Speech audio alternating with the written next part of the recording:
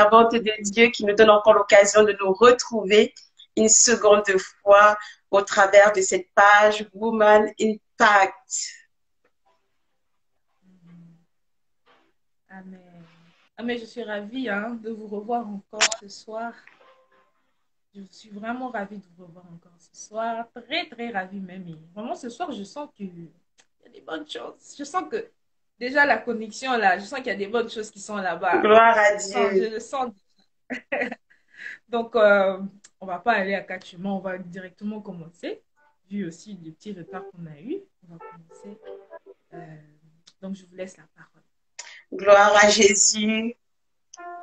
Nous sommes bénis ce soir parce que c'est une grâce. À chaque fois que l'Éternel permet qu'on puisse parler de lui, qui nous donne des occasions de s'exprimer de sa part, c'est une grâce, c'est une faveur et c'est quelque chose que nous ne devons pas prendre à la légère. C'est pourquoi je bénis vraiment le Seigneur pour ce moment qu'il permet. Je bénis le Seigneur pour la vie de sa servante. Je bénis le Seigneur pour cette page qui permet qu'on puisse échanger sur les thèmes qui sont bénissants pour la vie de tout un chacun. Et je pense que tout le monde peut être béni, peu importe la façon avec laquelle tu viens. Le Seigneur sait toujours se saisir de quelque chose pour toucher un homme. La Bible dit que ce n'est pas nous qui choisissons Jésus, mais que c'est Jésus qui nous avait déjà choisis. Et je crois que toutes les personnes qui sont connectées ce soir sont des personnes que l'Éternel a appelées pour entendre ce message, parce que ce message peut effectivement bouleverser leur vie. Et je crois que la parole de Dieu est tellement puissante qu'elle est efficace et qu'elle fera du bien à quelqu'un.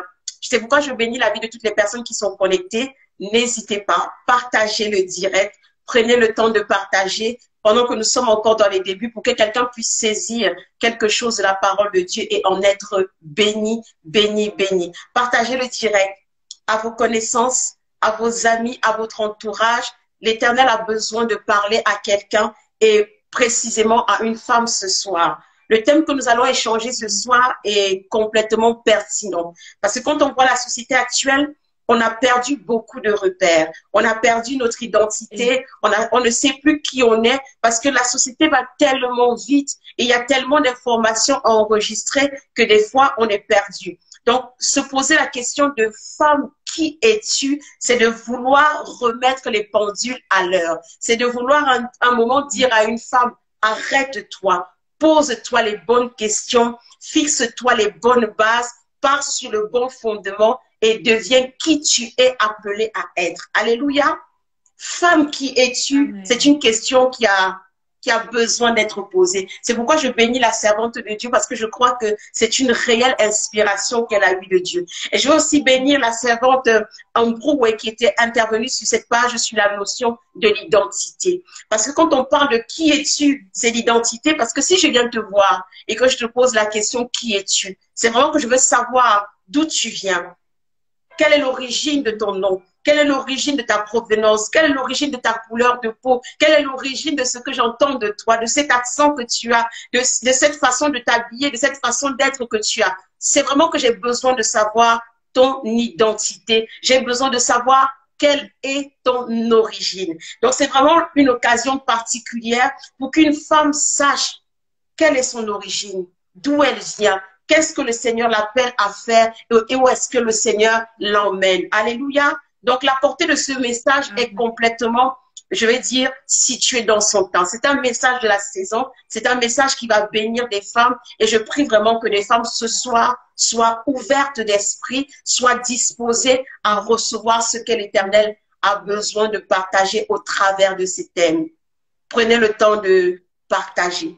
Je salue ma sœur Zaïdati. Sois bénie abondamment. Je salue Imandi. Sois bénie depuis ta position. Je salue la sœur Edith Rouana, la sœur Vive Mouya. Je salue la sœur Ligans, la prophétesse Ligans. Soyez abondamment bénis. Je salue également maman Isabelle qui est connectée. Que le Seigneur te fasse du bien. Je salue ma sœur Chlorane. Toutes les personnes qui sont connectées, je salue le pasteur Rodin Kouété qui est connecté depuis Paris. Je salue ma sœur Priscille Wombe. Je salue toutes les personnes d'Enice qui est connectée. Connectez-vous. N'hésitez pas à inviter des personnes avant qu'on ne puisse rentrer dans le vif du sujet. Alléluia. Pour ceux qui ne me connaissent pas, je prends quand même la peine de me présenter. Je suis la servante de Dieu, Auriel Focam. Je suis donc la grande sœur. Pour ceux qui ne connaissent pas ma page, c'est la grande sœur. C'est une page qui a été inspirée par l'Éternel en sorte qu'on puisse toucher des vies, toucher des cœurs pour ramener ces personnes à Jésus-Christ de Nazareth. Donc, au travers de moments d'évangélisation, au travers de moments d'aparté de femmes, au travers de paroles, au travers de versets bibliques, le Seigneur utilise cette page pour ramener ses enfants à la bergerie. Donc, je suis l'épouse du prophète Franck Focam. Je suis la servante de Dieu. Je suis la maman de 2 radieuses filles. Je suis aussi salariée. Je travaille dans les assurances et j'ai beaucoup de casquettes. Mais la casquette que j'aime le plus présenter, c'est celle d'être la servante de l'Éternel. Et comme je dis, je suis un peu Marie. Je dis toujours à l'Éternel, je suis ta servante, qu'il me soit fait selon sa volonté. Sois bénie ma sœur Sabrina Déby, sois bénie ma sœur Keren Moukwaki, soyez bénis depuis vos positions. N'hésitez pas à inviter des personnes, inviter, parce que nous allons rentrer dans le vif du sujet. Alléluia, l'Éternel soit béni pour ce moment. Gloire à Jésus. Je vois qu'il y a des personnes qui invitent. Continuez d'inviter. Nous allons commencer notre sujet. Nous allons parler de la femme. Femme, qui es-tu? Alléluia. Femme, qui es-tu? Femme, qui es-tu? Gloire à Jésus. Sois béni, Monsieur Willy Monté, mon petit frère depuis la Belgique. Sois béni abondamment. Prenez le temps d'inviter des personnes. Continuez d'inviter. Sois béni, Christa Veich. Sois béni depuis ta position. Connectez-vous, connectez-vous. Nous allons parler de ce sujet qui est aussi important pour les hommes que pour les femmes.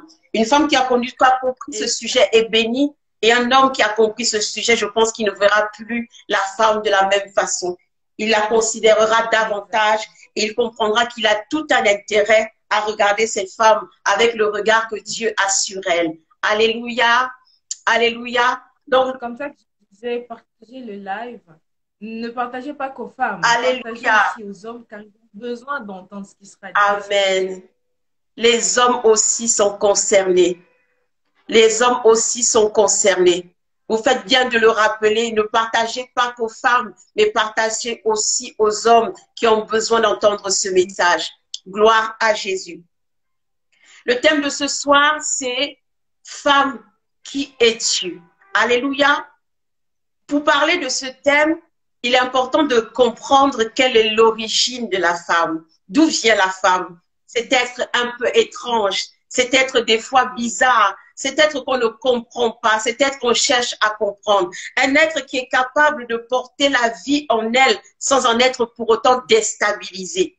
Un être qui est capable de perdre du sang 1 fois par mois, pendant 3, pendant 5, pendant 6 jours des fois, mais continuer à avoir la vie. Un être qui est capable de régénérer une vie. Un être qui est capable de pousser un homme à aller dans le meilleur comme dans le pire. Mais qui est cet individu? Qui est cette personne? La Bible l'a appelée femme parce que Adam a trouvé bon de l'appeler femme. Alléluia. Pour parler de la femme et aborder le femme qui es-tu, il est important qu'on puisse aller dans les origines de la femme. Et qui dit origine de la femme parle du livre de la Genèse. Alléluia. Le livre de la Genèse, c'est la première mention de la Bible où on parle de la femme. La première fois que la femme est citée dans la Bible, la première fois que la femme est nommée dans la Bible, on parle dans le livre de la Genèse. J'invite quelqu'un à marquer en commentaire Genèse au chapitre 1, les versets 27 et 28. Nous allons comprendre les origines de cet être étrange et parfois bizarre. Alléluia. Nous allons comprendre d'où vient la femme, d'où elle a été tirée, pourquoi elle a été conçue. Et nous allons pour cela retourner dans les origines. La Bible nous dit dans le livre de Genèse 1, versets 27 et 28. Dieu créa l'homme à son image. Il le créa à l'image de Dieu. Il créa l'homme et la femme.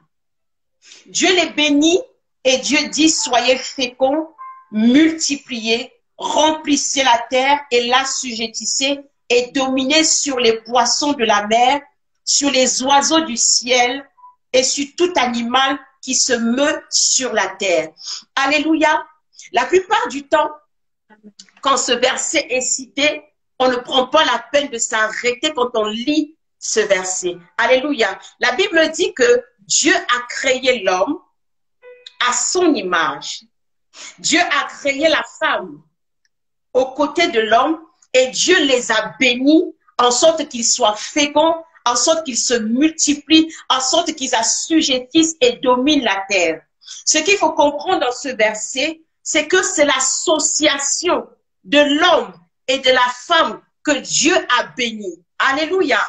Ça veut dire que l'homme tout seul n'a pas été béni. Amen. La femme toute seule n'a pas été bénie. Mais c'est l'association de l'homme et de la femme que Dieu a béni. Alléluia. Donc ça veut dire qu'en d'autres termes, un homme qui n'est pas associé à une femme peut avoir une vie un peu bizarre. Et c'est normal parce que l'homme seul est dans un mécanisme qui n'est pas complet. Alléluia. L'homme a besoin de cet autre lui que Dieu a béni. Parce que tout seul, il n'y arrivera pas. La Bible dit, je crée l'homme à mon image et je crée la femme. Et les deux, je les bénis et je leur dis, soyez féconds, multipliez, remplissez et assujettissez. Alléluia. Est-ce que quelqu'un comprend où je suis en train d'aller? Gloire à Dieu. Amen. Donc, ça veut dire que dans ce verset, Dieu est en train de nous faire comprendre que il a créé l'homme à son image et à sa ressemblance. Ça veut dire que l'homme est un Dieu. Alléluia. L'homme est un Dieu. La Bible continue en disant, il créa l'homme à l'image de Dieu, il créa l'homme et la femme et les bénit. Gloire à Jésus. En tant que Dieu sur terre, l'homme a cette domination. L'homme a ce pouvoir, l'homme a cette puissance, l'homme a cette autorité parce que Dieu lui a conféré l'autorité et la puissance d'un Dieu. Alléluia. L'homme sur la terre est considéré comme un Dieu. Ce que Dieu fait dans le ciel, il le représente sur la terre. Comme lui, Dieu, il est Dieu dans les cieux, il a besoin qu'il y ait un autre Dieu sur terre et c'est la raison pour laquelle il crée Adam pour être Dieu sur la terre. Et Dieu dit à Adam, tu vas dominer sur le ciel, tu vas dominer sur les eaux, tu vas dominer sur la terre. Ce que Dieu représente par les oiseaux, la terre, les poissons et les animaux. Alléluia. Donc l'homme est appelé à régner sur le règne animal, le règne céleste, le règne terrestre, le règne aquatique. Là où on touche la femme, là où on rejoint la femme, là où on remet la femme dans l'échiquier, nous allons partir dans le livre de Genèse toujours, le verset 18. Genèse 2, le verset 18 nous dit quoi? La Bible nous dit, l'Éternel Dieu dit, il n'est pas bon que l'homme soit seul, je lui ferai une aide semblable à lui. Alléluia. Tout à l'heure, nous avons compris que Dieu a créé un autre Dieu capable de dominer sur la terre alors que lui domine sur le ciel. Maintenant, la Bible nous fait comprendre que Dieu crée une aide semblable à l'homme pour être son aide à lui. Donc, si l'aide est semblable à lui, ça veut dire que l'aide est semblable à Dieu, dont l'être est un autre Dieu. Gloire. Amen. Il n'est pas bon que l'homme soit seul, je lui ferai une aide semblable à lui. L'homme est un Dieu. Et l'aide que Dieu crée à côté de ce Dieu est un autre Dieu. Donc, pour répondre à la question, femme, qui es-tu? J'aimerais dire à une femme, tu es un autre Dieu. Alléluia. Amen. Femme, tu es un autre Dieu. Tu es à l'image de Dieu, semblable à Adam, qui a été créé comme étant la représentation divine de Dieu sur terre. Adam ne pouvant pas opérer tout seul, Dieu lui a créé une aide qui est semblable à lui, donc un autre Dieu capable d'opérer dans la dimension divine à côté d'un Dieu. Alléluia. Amen. La femme est un autre Dieu. Tout homme qui a une femme à ses côtés doit pouvoir reconnaître cette dimension divine dans la femme avec laquelle il vit. Sinon, il passera à côté de quelque chose. Et cela est d'autant plus vrai que quand Dieu confie la mission à l'homme, il confie la mission de multiplication, de domination, d'assujettissement. Pour assujettir, l'homme pouvait le faire tout seul. Alléluia. Pour dominer, l'homme pouvait le faire tout seul. Mais il arrive à un moment où la divinité de l'homme ne peut pas continuer si cet autre être, cet autre Dieu n'est pas dans l'échiquier. Alléluia. La domination, la dimension de la multiplication. Comment l'homme peut se multiplier s'il n'a pas la femme à côté de lui? Alléluia. Le but est de dominer la terre. Pour dominer la terre, il faut être en nombre suffisamment élevé pour prendre possession du nord, du sud, de l'est et de l'ouest. Alléluia. Pour assujettir, il faut être assez nombreux pour avoir la force, l'autorité et la puissance. Et cela n'est possible que si la dimension de multiplication est mise en avant. Comment multiplier? Là, Adam a besoin de Ève. Alléluia. Parce que l'ovule ou le spermatozoïde tout seul ne peut pas se féconder. Alléluia. Et cet autre être que Dieu a créé est la seule capable d'enfanter la vie, de générer la vie, de porter la vie, parce qu'elle est porteuse de vie. Alléluia. La femme est porteuse de vie. Adam ne peut pas se passer d'elle. Aussi vrai qu'elle est porteuse de vie dans le ventre, mais elle est aussi porteuse de vie dans la conception que Dieu a mis en elle. Elle est capable de voir dans le futur. Elle est capable d'exceller dans ce qu'elle fait. Elle est capable de multiplier ce que tu lui donnes. Elle est capable de pousser vers l'avant. Elle est capable de t'entraîner dans les plans de Dieu. Elle est capable de se mobiliser pour toi. Alléluia. Dans la dimension de la multiplication, le Dieu que représente Adam est limité. Il a besoin de cette femme pour créer des autres êtres semblables à eux. Si aujourd'hui la terre est complètement remplie par des Indonésiens, par des Français, par des Canadiens, par des Congolais, par des Ivoiriens, par des Anglais, c'est parce qu'il y a des femmes qui ont porté la vie. C'est parce qu'il y a des femmes qui ont apporté la procréation. C'est parce qu'il y a des femmes qui ont apporté la notion de multiplication. Alléluia. La femme est un autre Dieu à côté d'un Dieu. Alléluia. C'est pourquoi il est important que la société ne sous-estime pas la femme. Parce qu'en réalité, Dieu a mis ce qui manquait à l'homme dans la femme. La Bible nous fait comprendre aussi que au moment de créer l'homme, Dieu lui a pris une côte et c'est de cette côte-là qu'il a fabriqué l'homme. Ça veut dire qu'en soi, tout homme marche de façon incomplète. Si la femme a toutes ses côtes, l'homme n'a pas toutes ses côtes. Alléluia. Ce n'est que logique. La femme a toutes ses côtes. En soi, on pourrait dire qu'elle n'a pas besoin. Mais l'homme, il lui manque une côte. Une côte qui est en train de déambuler quelque part. C'est pourquoi je prie vraiment que si un homme qui est connecté ce soir, qu'il puisse retrouver la côte qui lui manque. Parce que quelque part, il est... Amen. Alléluia. Il est incomplet. Il lui manque une partie de son puzzle. Il lui manque une partie de son échiquier. Et tant qu'il n'aura pas trouvé cette partie de l'échiquier, il sera toujours incomplet. La femme est cet autre Dieu qui manque à la vie de l'homme. Alléluia. Dans la Bible, il y a des femmes qui ont été citées comme étant des femmes porteuses de vie.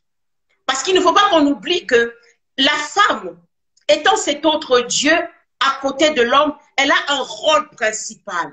Dieu l'a créée pour une mission particulière. Dieu l'envoie à côté de l'homme pour un seul but. Il n'y a pas 15 000 buts, il n'y a pas 10 000 buts. Le seul but de la création de la femme, c'est pour aider Adam dans sa mission. Toute femme à la rencontre d'un homme doit savoir, je viens pour être cette aide qui lui manque. Cet homme a besoin d'aller quelque part. Cet homme a une vision que Dieu lui a inspirée. Cet homme a un projet. Cet homme a un plan. Moi, j'entre dans sa vie, dans la dimension de ce que Dieu m'a apporté, m'a donné pour être une aide dans la vie de cet homme. Alléluia. La femme qui n'a pas compris qu'elle rentre dans la vie d'un homme pour l'aider, elle passe à côté de sa mission. Il y a des femmes qui rentrent dans la vie des hommes, elles veulent imposer leur vie. Elles veulent imposer leur vision. Elles veulent imposer leur façon de faire. Elles veulent imposer leur manière d'être. Non. Tu es venu dans le monde pour être une aide dans un plan qui est déjà défini. Et c'est là où les femmes échouent.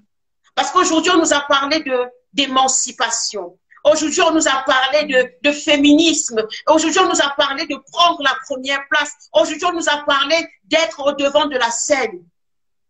Et ces mots ont créé des fléaux dans la tête des femmes et ont créé du désordre dans la société. Alléluia.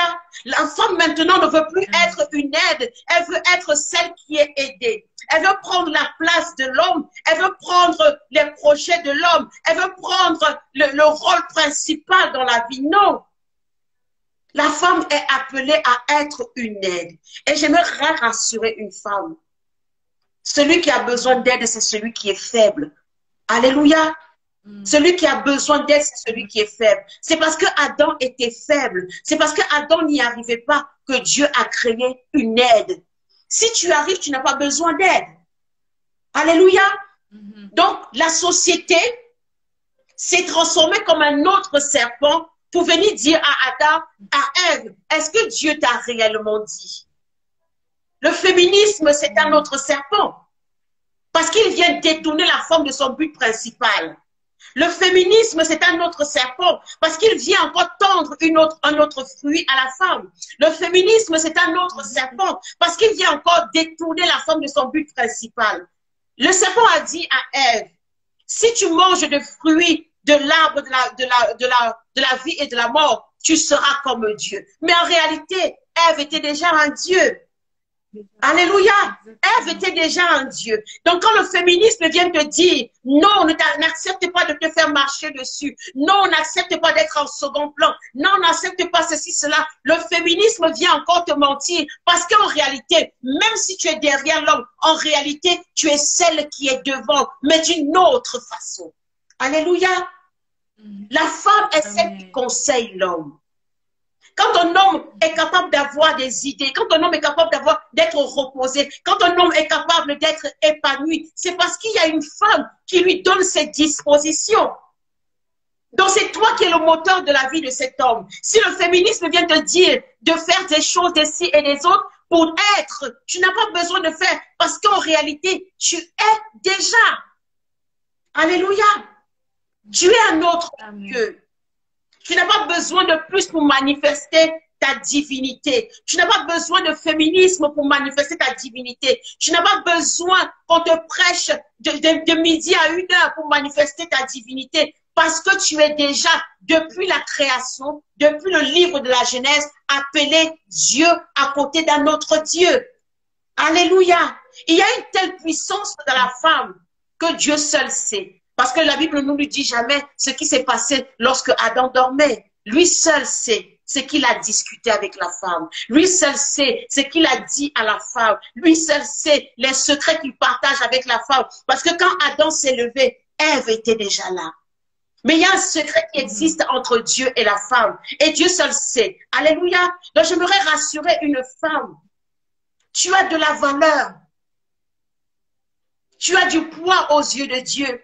Tu es importante pour la société. Tu es importante pour ton époux. Tu es importante pour ton foyer. Tu es importante pour ta famille. Tu es importante pour tes enfants. Tu es importante à tous les niveaux de la société parce que Dieu a fait reposer une partie de sa divinité en toi.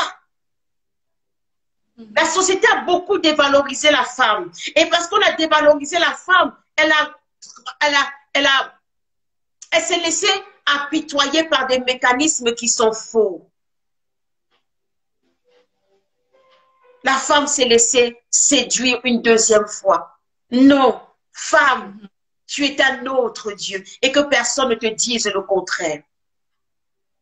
Mais dans les propos que je dis, certaines femmes peuvent le prendre de la mauvaise façon. Alléluia. C'est pourquoi nous allons voir des exemples de la Bible. Parce que la Bible nous parle de femmes qui ont manifesté leur divinité de la bonne façon, comme aussi il y a des femmes qui ont manifesté leur divinité de la mauvaise façon. Alléluia. Parce qu'il est important de savoir que si la femme peut construire, si la femme peut être porteuse de vie, elle peut aussi détruire, elle peut aussi être porteuse de mort. C'est pourquoi Ève a apporté la mort, mais il y a aussi une femme qui a porté la vie. Alléluia. Il y a des femmes qui détruisent. Il y a des femmes qui te ramènent plus bas que terre. Mais je bénis le nom de l'Éternel parce qu'il y a aussi des femmes qui bénissent et des femmes qui t'élèvent plus haut dans les sommets. Alléluia. Nous allons prendre des exemples dans la Bible. Des femmes qui ont manifesté leur divinité de la bonne façon et des femmes qui ont manifesté leur divinité de la mauvaise façon. Alléluia. Amen. La divinité que tu as, tu peux décider de la manifester d'une bonne ou d'une mauvaise façon. Alléluia. Il y a l'exemple qu'on peut citer de Anne ou de Pénina. Ces deux femmes sont des femmes de Dieu sur terre. Alléluia. Il y a une qui passe sa journée à insulter. Il y a une qui passe sa journée à colporter. Et ce genre de femme, on en connaît dans la société. Ce genre de voisine, on en a à côté de chez nous. Ce genre de collègues, on en a dans nos entreprises. Ce genre de belles-sœurs, on en a dans nos foyers. Elles passent leur temps à critiquer. Elles passent leur temps à insulter. Elles passent leur temps à dévaloriser. Alléluia. Ça, ce sont des femmes qui utilisent leur divinité dans le mauvais sens. Parce qu'une femme qui a la valeur de Dieu peut décider de l'utiliser d'une autre façon. C'est pourquoi, à l'inverse de Pénina, qui utilise sa divinité pour faire des choses qui n'ont pas lieu d'être, des choses qui ne sont pas porteurs de vie, Anne a eu le réflexe d'être une femme qui manifeste sa divinité de la meilleure des façons. Elle était insultée, mais elle prenait sur elle. Elle était insultée, mais elle se retournait dans la prière. Elle était insultée, mais elle confiait son sort à l'Éternel. Alléluia. C'est pourquoi j'aimerais dire à une femme, ne sois pas une femme querelleuse. Ne sois pas une femme de ragot, ne sois pas une femme de songi, de papatoya, de congossa. Ce n'est pas une façon de manifester la divinité que tu as à l'intérieur de toi. La divinité que tu as à l'intérieur de toi doit être respectée. À l'inverse de Pénina, sois une Anne. Respecte-toi. Respecte l'onction de Dieu qui est en toi. Respecte la divinité de Dieu qui est en toi et comporte-toi comme une porteuse de vie. Alléluia. Sois une Anne. Amen. Refuse d'être une Pénina. Gloire soit rendue à Jésus. On va prendre un autre exemple pour marquer encore ces deux côtés de la divinité. Il y a une qui s'appelle Esther et il y a une autre qui s'appelle Vashti. Alléluia.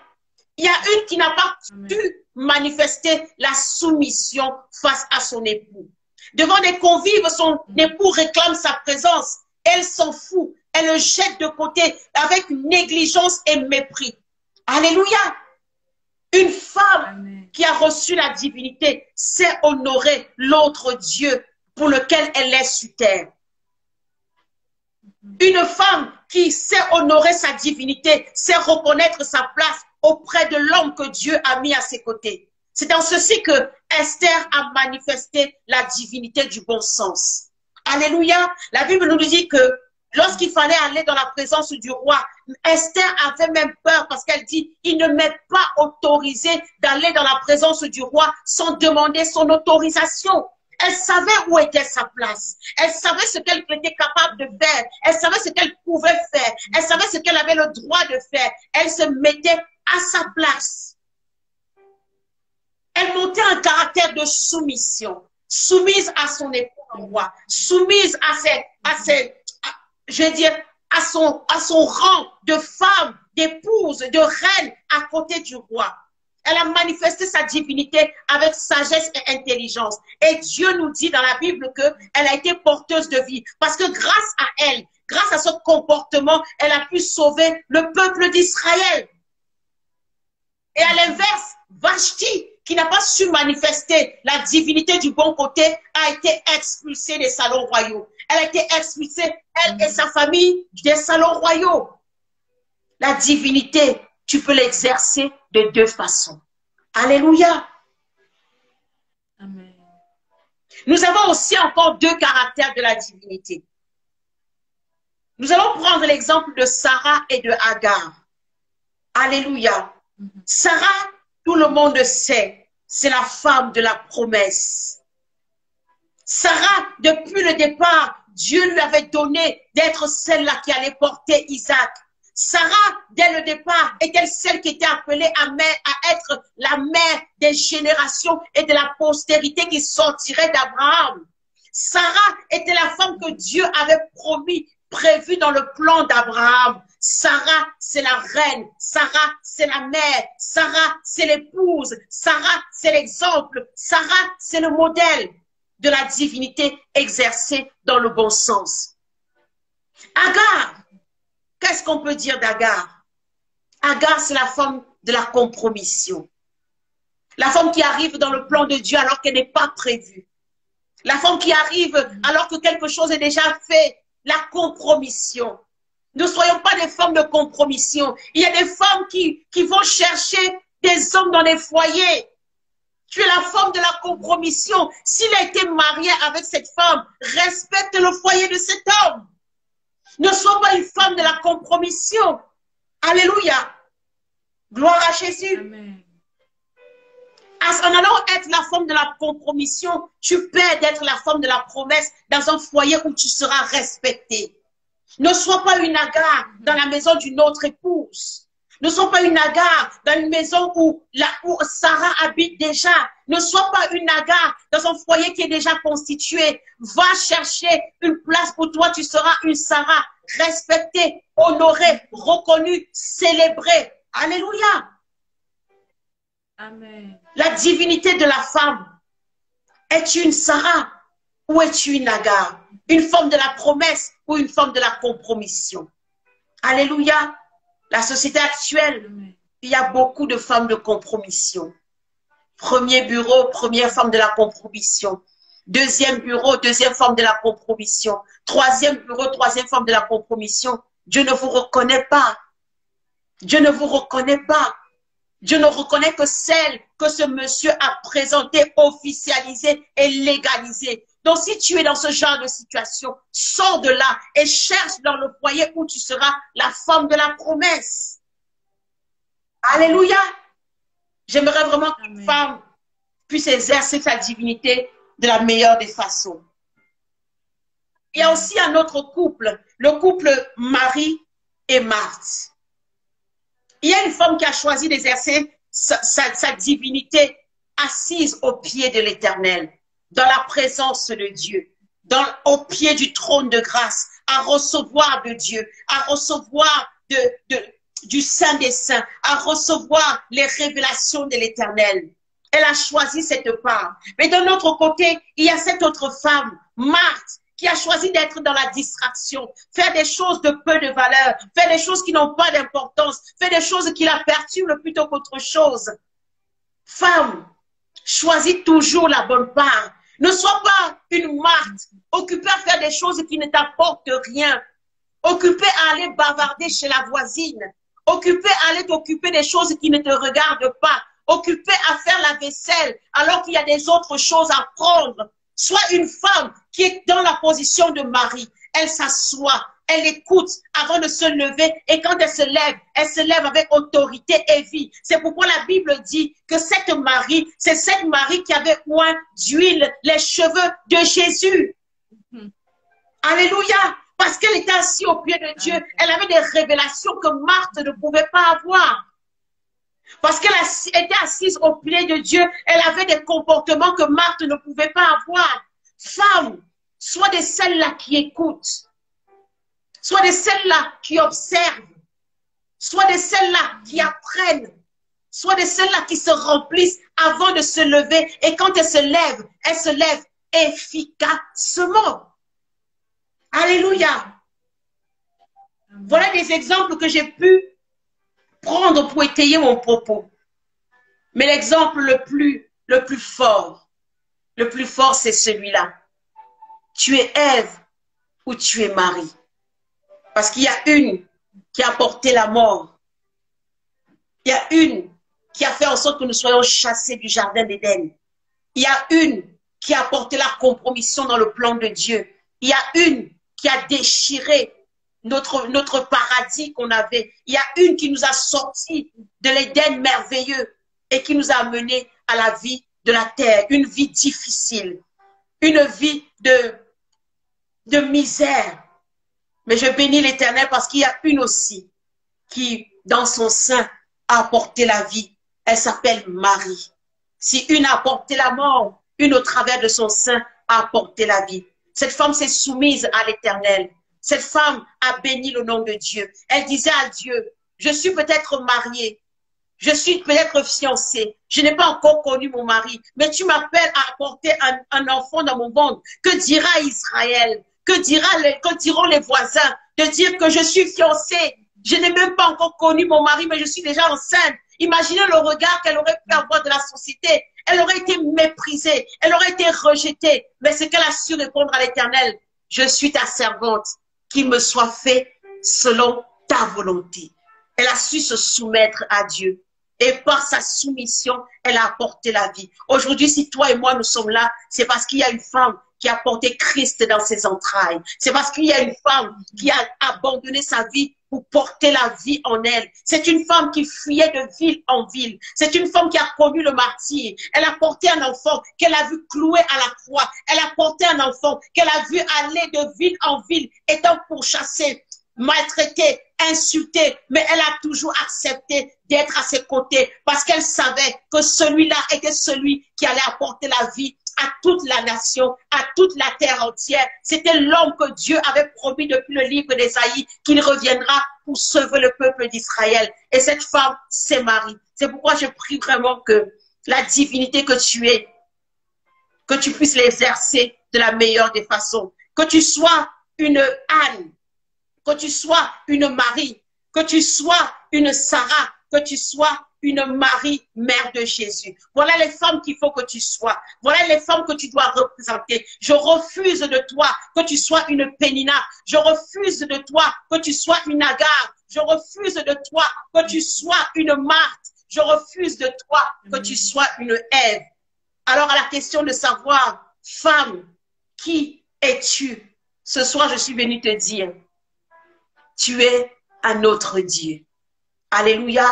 Et qu'en ce qui te concerne, c'est à toi de choisir comment tu veux exercer ta divinité.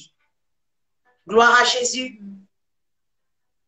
Voilà ce que j'avais à dire à une femme ce soir. Voilà ce que je pouvais apporter comme contribution sur ce thème. Si vous avez des questions, n'hésitez pas. Que l'Éternel bénisse sa parole et que cette parole vous fasse du bien, que cette parole vous amène à vous voir autrement et à vous considérer plus que ce que vous ne le faites déjà aujourd'hui. Que le nom de l'Éternel soit béni. Gloire à Jésus. Est-ce que vous pouvez mettre des cœurs, mettre des cœurs, Alléluia. mettre des cœurs, mettre des cœurs? Je vous avais dit que ce soir, ça... Je sentais que franchement, ce soir, ça allait prendre notre temps. Gloire à Dieu. J'espère que vous avez noté hein, et que vous avez gardé. Amen. J'espère que vous avez noté et que vous avez gardé. Sinon, si vous avez des questions, mettez-les en commentaire. Si vous avez des questions, mettez-les en commentaire. Gloire à Jésus. Moi, j'ai une question ici. Celle, voilà. La personne demande si l'émancipation n'est pas une pensée biblique. Si l'émancipation n'est pas une pensée biblique. Alléluia. Gloire à Jésus. La question c'est, est-ce que l'émancipation n'est pas une pensée biblique? Gloire à Jésus. Il faut savoir que toute chose qui vient à l'encontre de la pensée première de Dieu ne peut pas être une pensée biblique. Alléluia. Dieu, au commencement, appelle la femme à une place dans la vie de l'homme. C'est ce que la Bible d'ailleurs va rappeler dans le livre de Corinthiens quand la Bible dit Dieu est le chef de l'homme, l'homme est le chef de la femme et que l'homme est le chef de la femme. Alléluia. Donc il y a Dieu, il y a l'homme et il y a la femme. Toute pensée qui vient bouleverser cet ordre ne peut pas être de Dieu. Surtout que depuis la Genèse, Dieu avait déjà donné une place à la femme. Et dans le livre de Corinthiens, qui est un livre du Nouveau Testament, parce que des fois, quand on parle de l'Ancien Testament, beaucoup de personnes disent c'était l'Ancienne Alliance. Gloire à Jésus. Dans la Genèse, c'était l'Ancienne Alliance. Mais dans le livre de Corinthiens, nous sommes dans la Nouvelle Alliance. Jésus-Christ de Nazareth est déjà venu. Les apôtres sont déjà en activité. L'Esprit a déjà été répandu. Et c'est Paul qui dit que voici l'ordre établi. Il y a Dieu, il y a l'homme et il y a la femme. Alors toute pensée qui vient pour bouleverser cet ordre n'est pas de Dieu. Mais si l'émancipation pour toi, c'est d'aller à l'école pour t'instruire, gloire à Jésus. Si l'émancipation pour toi, c'est de pouvoir avoir des connaissances que tu n'avais pas, une formation dans un domaine particulier, dans le commerce, dans le design, dans la couture, dans la mode, dans la cuisine, parce que tu veux être chef. Si pour toi, ça, c'est l'émancipation, j'ai envie de dire que je ne peux que t'encourager. Mais toute émancipation qui vient pour bouleverser ton esprit, pour t'amener des pensées à dominer l'homme, à être au-dessus de l'homme, à être chef de l'homme, je suis désolée, ma sœur, ça ne peut pas être de Dieu. Alléluia. Et en fait, il y a des femmes qui se plaignent du fait que j'ai suivi, en fait, dernièrement, j'ai suivi une émission comme ça, il y a des femmes qui se plaignaient du fait que elles travaillent, elles sont dans une même entreprise avec des hommes, ils ont le même poste, mais ils ne gagnent pas le même salaire. Ils n'ont pas le même salaire. Pourtant, ils font le même travail. Et en fait, sur base de ça, elles se plaignaient, voilà, prônaient l'émancipation, voilà, et tout ça. Après, effectivement, nous sommes dans le domaine du travail. Le domaine du travail est de récompenser l'effort qui est fourni. Donc, à compétence égale, on doit gagner le même salaire. À connaissance égale, on doit gagner le même salaire. Donc, effectivement, dans ce qui concerne ce domaine-là, j'ai envie de dire que cette bataille est justifiée. On parle des compétences, on parle d'un niveau d'études, on parle d'un travail qui est fait de la même façon. Et effectivement, oui, dans ce domaine-là, effectivement, on peut prétendre avoir le même salaire. Mais ce n'est pas que ça ne devienne pas je quitte, je prends ce qui est professionnel pour l'appliquer à la maison. Non. Je prends ce qui est professionnel pour l'appliquer à l'église. Non. Je prends ce qui est professionnel pour l'appliquer à ma foi. Non. Nous sommes dans le domaine professionnel. J'ai fait des études, j'ai un bac plus 5. Il a fait des études, il a un bac plus 5. Nous sommes jugés par rapport à notre travail, par rapport à nos efforts fournis, par rapport à nos connaissances, par rapport à notre bagage intellectuel. Donc, à proportions égales, nous devons être rémunérés de la même façon. Donc, si l'émancipation de cette personne est dans ce cadre professionnel, j'ai envie de dire effectivement, oui, tu peux manifester, mais que cette émancipation-là ne t'amène pas à reconsidérer le plan de base de Dieu. Alléluia. Gloire à Jésus. Amen. Donc, voilà la réponse que je peux apporter à cette question-là. Alors, entre-temps, je vais voir s'ils ont laissé des questions. Donc, si vous avez des questions, laissez-les en commentaire. Si vous avez des questions, laissez-les en commentaire. Une autre question est celle de... Voilà. Il y a une femme qui dit, elle s'est mariée à un homme, elle est plus âgée que son mari. Et voilà, elle est plus âgée que son mari, on va dire de une année, oui. Et elle gagne aussi plus que son mari. Du coup, elle demande, en fait, parfois, elle ne sait pas comment se tenir à la maison. Elle ne sait pas des fois comment ne pas en fait, dépasser les limites, si je peux dire ça comme ça, comment rester à sa place, voilà. Elle se demande comment est-ce qu'elle peut faire pour rester à sa place. Gloire à Jésus.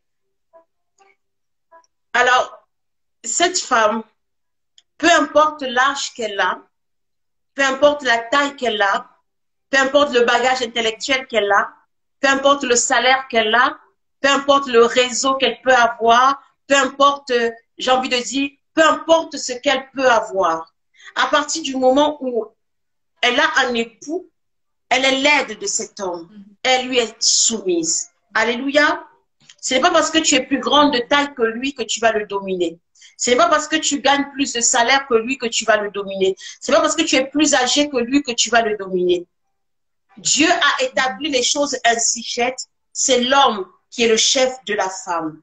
Si toi, tu veux prendre cette autorité qui revient à l'homme, tu bafoues le plan de Dieu dans ta maison et tu fais entrer on va dire, tu ouvres des portes à des choses qui n'avaient pas lieu d'être si tu avais pris ta place. Et ce foyer ne fonctionnera que si l'homme est à sa place et que la femme est à sa place. À partir du moment où tout est chamboulé, ça apporte du désordre. Et quand il y a du désordre, laissez-moi vous dire que ça se fait voir. Ça s'entend chez les voisins. Ce sont les casseroles qui sont cognées. Ce sont les plats qui sont cassés. Ce sont les verres qui sont jetés. Ce sont les bagages qui sont mis à la porte. Parce qu'il y a un ordre qui n'est pas respecté dans la maison. Dans tous les foyers où l'homme est à sa place et la femme est à sa place, la maison, le foyer ne peut être que harmonie. Donc cette femme, si elle veut savoir comment se tenir, qu'elle sache quel est mon rôle en tant qu'épouse auprès de cet homme. Le jour où elle aura pris conscience qu'elle a été créée premièrement pour être une aide de cet homme et qu'à ce titre, elle lui est soumise, vous verrez que son foyer ne sera qu'un foyer radieux parce qu'elle a pris sa place et qu'elle a laissé la place de l'homme, chef de la famille, autorité de la famille, à sa place. Après, je veux rassurer beaucoup de femmes. Quand on parle de soumission, il y a beaucoup de femmes qui sont affligées. La soumission, ce n'est pas mauvais. Alléluia. La soumission, ce n'est pas un tard, ce n'est pas difficile. Parce que j'aimerais rassurer aussi une femme, avant que toi, tu ne sois soumise, il y a quelqu'un qui a été soumis avant toi. La Bible dit qu'il s'est soumis jusqu'à se soumettre à la mort de la croix. Il était soumis à son Père. Il disait, je suis venu sur terre pour faire sa volonté. Je lui suis soumis, je lui obéis, je fais ses ordonnances, je ne respecte que lui. Donc avant toi, un homme s'est soumis. Et cet homme, c'est l'exemple modèle que nous suivons, toi et moi aujourd'hui. Alors, essaie de reproduire cela dans ton foyer et tu verras que lui, l'exemple parfait, ne peut que nous montrer une voie parfaite. Soumets-toi. Écoute, sois à l'écoute de ton époux. Prends la place d'homme, de femme dans ton foyer face à ton homme. Laisse-lui la place qui lui revient de droit. Et tu verras, quand un homme est valorisé, quand un homme est honoré, il retourne à cet endroit. Des fois, vous savez, les hommes vont chez les maîtresses. Pourquoi? Parce qu'en fait, ces femmes, des fois, les valorisent plus que les femmes du foyer. Elles arrivent, quand ils arrivent chez ces femmes-là, on les accueille. La maison sent bon, la maison est propre, on leur lave les pieds, on leur cuisine à manger. Pourquoi? Parce que là-bas, ils sont honorés. Là-bas, ils sont célébrés. Toi, si tu honores ton mari, si tu le mets à la place de chef, tu lui donnes le rang de roi. Alléluia. Pourquoi ira-t-il ailleurs? Pourquoi viendra-t-il te marcher dessus? Il n'aura aucune raison de te marcher dessus parce que tu l'honores. Alors prends ton rôle de femme, sois soumise, sois laide à côté de ton époux et tu verras que ton foyer ne sera que harmonie. Alléluia. J'espère que j'ai répondu à cette femme. Tu as juste besoin de retrouver ta place et laisser la place de ton époux, peu importe sa taille, peu importe son salaire, peu importe son âge, c'est ton époux. Gloire à Jésus. Amen. Mais maman, avant qu'on clôture, moi j'ai quand même une question qui m'est venue. Et c'est de savoir, en fait, je me dis, si, ok, vous avez dit que la femme est appelée à être une aide pour l'homme. C'est d'ailleurs même la mission principale de la femme, c'est que Dieu a donné à la femme. Alors moi, je me demande comment, en fait, on peut faire pour aider, comment dire ça, un homme, on va dire, irresponsable, si je peux dire ça comme ça, qui, au fait, voilà, par rapport à sa vision, quand on voit, par exemple, que la vision de notre conjoint n'est pas bonne, et qu'on essaie de l'aider à aller, voilà, se tourner vers ce qui est bon pour lui, mais que, voilà, il s'entête à se dire que, voilà, toi, tu ne m'accompagnes pas dans ma vision, Voilà, peut-être il y a des hommes qui, eux, ajoutent même des arguments bibliques. Voilà, la Bible dit que la femme doit être une aide. Toi, tu ne m'aides pas, tu ne m'accompagnes pas dans ma vision. Et peut-être certains hommes peuvent le prendre comme, voilà, tu veux m'imposer des choses alors que c'est moi le chef ici. Alors, comment faire pour traiter, voilà, un homme comme ça? Alléluia. Effectivement, il y a des cas où on arrive dans le foyer et puis l'homme lui-même, il est désorienté. Amen. Quand la Bible donne à cette femme le pouvoir de l'aider, c'est aussi qu'elle lui a donné la chose qu'il faut pour le réorienter. C'est vrai que tu peux arriver, tu vois un homme qui est en train de faire tout le contraire de ce que Dieu lui a dit. Et toi, tu as la révélation de qu'il est appelé à être autre chose. Maintenant, pour l'amener à comprendre ce qu'il doit être, c'est dans ta façon de faire que tu pourras le ramener à la raison. Alléluia. La plupart du temps, dans ce genre de situation, la femme va mal s'y prendre. Et parce qu'elle va mal s'y prendre, en face, il va se braquer. Parce que quelque part, le problème de l'homme, c'est l'orgueil. Alléluia. Il a du mal à reconnaître qu'il se trompe. Il a du mal à, des fois, accepter que ce soit une femme qui le guide. Mais dans la façon que tu auras de lui faire comprendre certaines choses, il changera. Donc, tout dépendra de la façon que tu utiliseras pour le faire. Il y en a qui ont choisi cette façon. Elles vont aider le monsieur dans le projet pour qu'il se rende compte qu'il est en train de se tromper. Alléluia. Des fois, il dit, je veux investir 200 $ parce que c'est ça qui marche. Ah, nanana, ma chérie, j'ai vu, le projet va marcher. Elle sait que ça ne marchera pas. Elle sait. Elle lui a dit et puis ne comprend pas. Donc, des fois, avec l'intelligence et la sagesse que Dieu peut nous donner, Dieu va te donner la révélation de faire certaines choses qui vont marcher. Ces femmes-là, des fois, elles se sont dit, chérie, ok, on va faire. Mais je te préviens, ça ne marchera pas. Mais parce que je suis ton épouse, je vais t'accompagner. Donc, déjà la façon avec laquelle tu parles, la façon avec laquelle tu te décides à l'accompagner dans le projet, tu lui dis que tu n'es pas d'accord, mais que comme la vision vient de lui, ça veut dire que tu l'honores, mais tu lui fais comprendre que tu n'es pas complètement d'accord. Donc, demain, quand il va se tromper, il se dira à l'intérieur de lui, elle m'avait prévenu et c'est moi qui l'ai emmené vers le mur. Alléluia. Donc, ça peut être une façon de le ramener. Mais le problème, c'est que nous, quand on sait ces choses, on va les maltraiter. C'est faux, tu n'as pas besoin, ne fais pas ça. Et là, il se braque, il va s'entêter. Et même quand il ira se cogner, il ne va pas reconnaître parce que ton comportement ne l'amène pas à revenir vers toi. Mais si tu l'as fait avec douceur, si tu l'as fait avec sagesse, quand il se trompera, même sous la couette, il osera te dire, chérie, en fait, tu avais raison. Alléluia. Il faut vraiment que les femmes apprennent à parler aux hommes. Tout est une question de communication. Comment tu lui fais comprendre qu'il s'est trompé? Ton mari peut s'être trompé, oui. Quand il revient le soir, en lui massant le visage, tu dis, chérie, toi aussi tu n'as pas remarqué que tu avais tort? Même dans la rigolade, il saura te dire, oui, c'est vrai. Toi aussi tu aimes trop, tu me perces trop.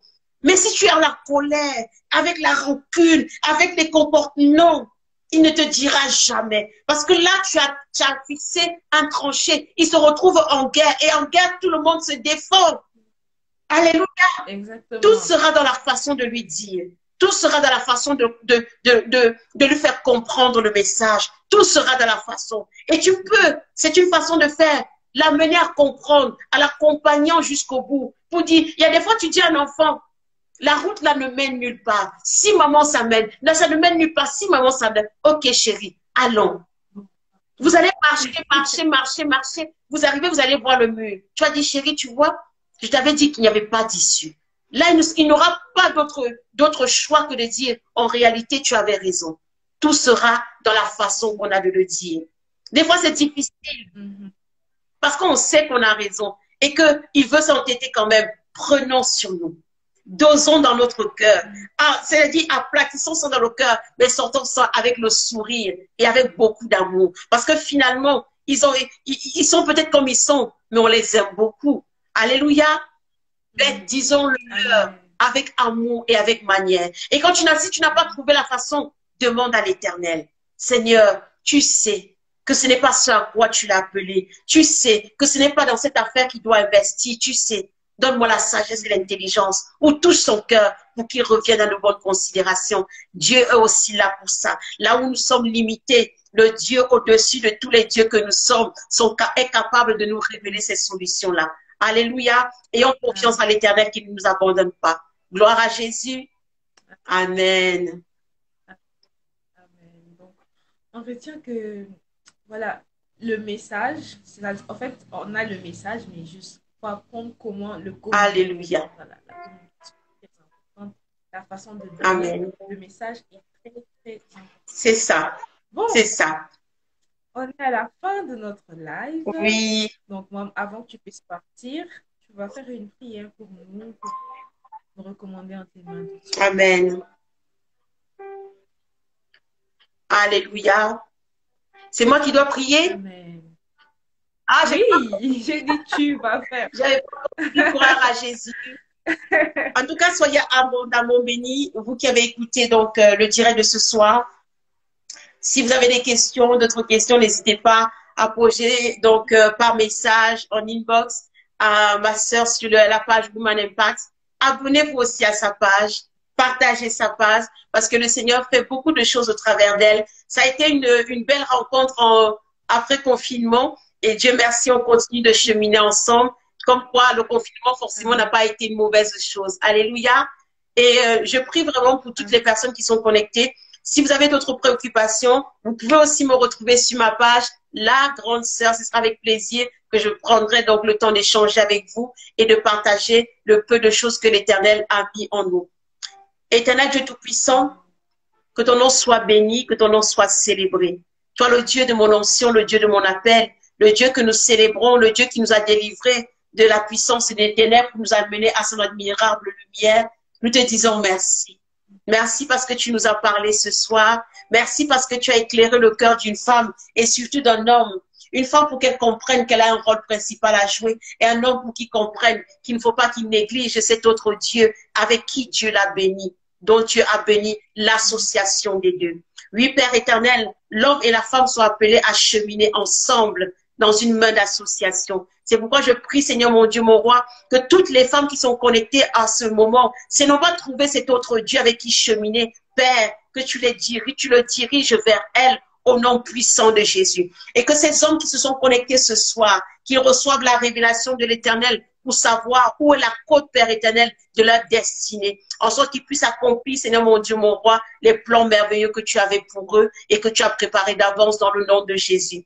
Père de gloire, je bénis ta servante, Seigneur mon Dieu, mon roi, à qui tu as inspiré ce sujet. Je prie, Seigneur Dieu de gloire, que tu l'utilises encore davantage, qu'elle puisse te voir, Seigneur Dieu de gloire, te manifester dans sa vie, te manifester dans ses plans, Père éternel, comme elle ne l'avait jamais imaginé. Je prie, Seigneur mon Dieu, mon roi, que tu lui ouvres des portes qui vont la surprendre, Seigneur Dieu de gloire, que tu sois le Dieu de sa surprise, Père éternel, et qu'elle témoigne que tu es un Dieu extraordinaire. J'appelle le surnaturel à se manifester dans sa vie. J'appelle les dons de Dieu à se manifester dans sa vie. J'appelle la gloire de Dieu à inonder sa vie. J'appelle l'abondance du Tout-Puissant dans sa vie. Et je prie, Seigneur mon Dieu, mon roi, que tu la protèges, que tu la gardes, Seigneur mon Dieu, mon roi, que les anges veillent sur elle, Seigneur du Tout-Puissant, et qu'elle soit à l'abri, en sorte que dans ta main, Seigneur Dieu de gloire, l'ennemi ne puisse la voir ni la ravir, Père éternel, parce qu'elle t'appartient. Je bénis toutes les personnes qui se sont connectées ce soir, que l'onction divine qui a été relâchée ce soir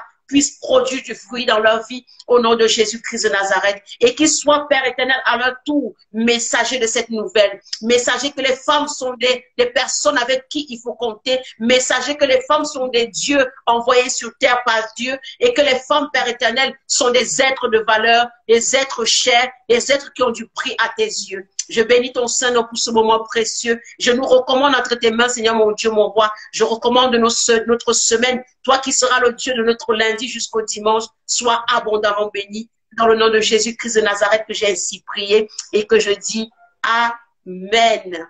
Gloire à Jésus. Amen. Gloire à Jésus. Gloire à Jésus. Soyez abondamment bénis. Amen. Amen. Vous aussi. Et bonne chose. Alléluia. On va dire bonne nuit. Hein.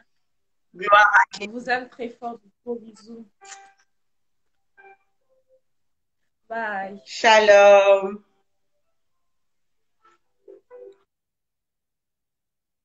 Ici ce soir. Je vous avais dit, je vous avais dit. Donc, on va clôturer. Il est quelle heure déjà? 22h54 chez moi, à Kinshasa. Donc, on va clôturer. J'espère qu'une personne a réellement été bénie ce soir. Et comme on a dit, si vous avez des questions sur le sujet, vous pouvez envoyer dans notre inbox ou encore, vous pouvez écrire directement hein, sur le compte La Grande Sœur et elle vous répondra. Elle vous répondra, elle prendra le soin de vous répondre comme il faut. Et donc, voilà ma prière vraiment pour nous ici, pour nous tous, puisque moi aussi j'ai été bénie, moi aussi j'ai été touchée, moi aussi je suis concernée. C'est que le Seigneur nous fasse grâce et que nous soyons réellement porteurs de ce message, comme sa servante l'a dit, et que cela impacte aussi en nous, dans le nom de Jésus, que cela impacte vraiment continuellement, que ça ne s'arrête pas que ce soir, mais que cette pensée persiste et qu'elle porte des fruits en nous, dans le nom de Jésus. Sinon, moi, je vous dis à très bientôt. Je vous aime très fort. Des gros bisous. Bye. Bonne nuit pour celles qui vont dormir et bonne soirée pour ceux qui sont encore le soir, si tu peux dire ça. Donc voilà, je vous aime très fort. Des gros bisous. Et je vous aime aussi ceux qui suivront en rediffusion. Je vous aime très fort aussi. Bisous.